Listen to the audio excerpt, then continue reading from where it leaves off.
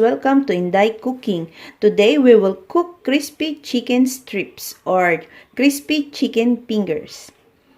Ito po ang ating mga kailangan.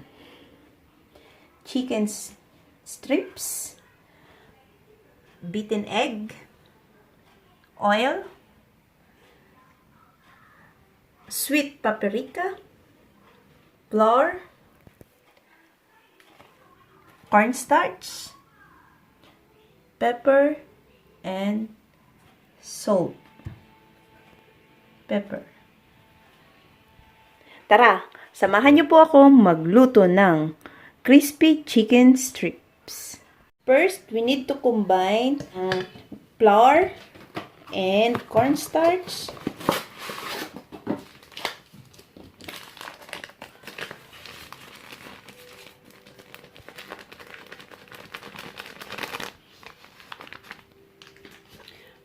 Kaya ko po nilalagyan ng cornstarch kasi po siya po yung magpapa-crispy sa ating chicken strips or chicken fingers, crispy chicken fingers. Tapos i-add na rin po natin ang ating sweet paprika.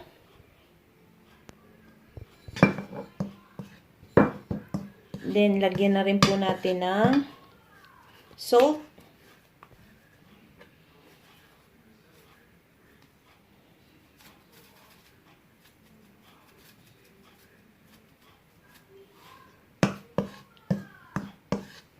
And pepper.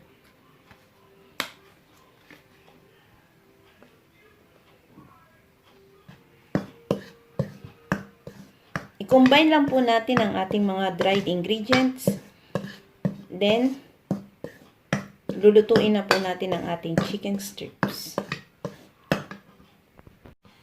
Bago nyo po haluin ang inyong chicken, kailangan nakahugas po kayo ng kamay at kailangan malinis po ang inyong mga kamay.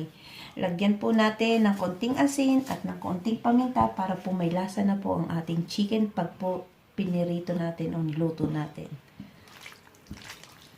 Kailangan malinis po muna ang ating mga kamay bago nyo ito haluin. Para po magnuot po yung lasa niya sa karne ng chicken.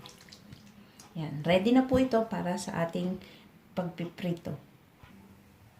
Ngayon po, sindihan po natin ang ating apoy at ilagay po natin ang ating kawali sa ating pagpiprituhan. Gagamitin po natin ito sa pagpiprituhan. Painitin muna po natin ang ating kawali at saka po natin ilagay ang ating mantika. Then, maglalagay na po tayo ng mantika sa ating kawali. Kailangan po yung ating chicken strips ay lubog po sa mantika. Kaya kailangan po maraming mantika. Painitin lang po natin ang ating mantika o ang ating cooking oil. Then, saka po natin lalagay yung ating mga chicken strips. Habang nagpapainit po tayo ng ating cooking oil sa ating pan, ngayon po, ipiprepare na po natin yung ating chicken strips na lulutuin. Ito na po ang ating chicken strips at ang ating flour and cornstarch at ang ating beaten egg. Tara, mag-umpisa na po tayo magluto ng chicken strips. Maghuhugas muna po ulit tayo ng kamay bago po tayo magluto para po malinis po ang ating kamay sa pagluluto. Una pong gagawin natin ang chicken, isasausaw lang po natin dito sa ating itlog. Pagkatapos po, ilalagay po natin dito sa ating flour. Pag po nailagay na po natin dito sa ating flour, pwede na po natin itong prituhin.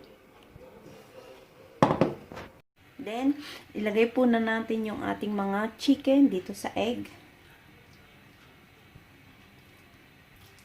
Pagkatapos po, isasawsaw lang po natin ulit sa harina hanggang sa malagyan na po natin lahat yung ating chicken strips ng harina at itlog. Tapos, saka po natin ipiprito. Ngayon po, piprito na po natin ang ating chicken.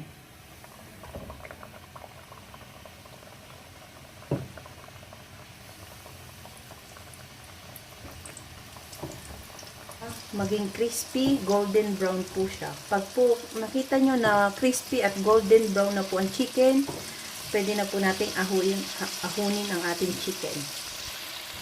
Handa po tayo ng isang plato na may tissue na paglalagyan po ng pinagprituhan po natin ng chicken. Para po, ang purpose po ng tissue ay para masipsip po ng tissue yung oil mula po dun sa chicken. Ngayon po, medyo golden brown na po siya. Atin po siyang babaligtarin para maluto naman po yung other side. Mga 3 to 5 minutes po, luto na agad po ito. Madali lang po lutuin ang crispy chicken strips. Napakasarap din po nito at magugustuhan po ito ng mga anak niyo. After 5 minutes, luto na po ang ating chicken strip. Ilalagay na po natin siya dito sa ating pinggan na may tissue. Pag ganito na po yung kulay niya, crispy golden brown, ibig sabihin po luto na po siya. Yan.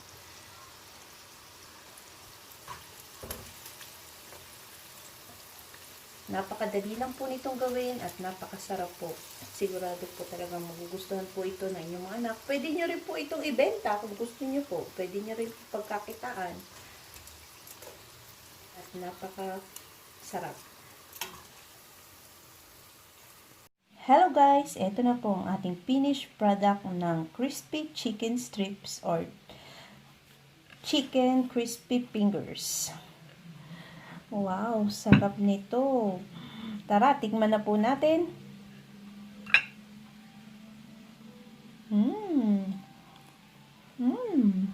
Sarap.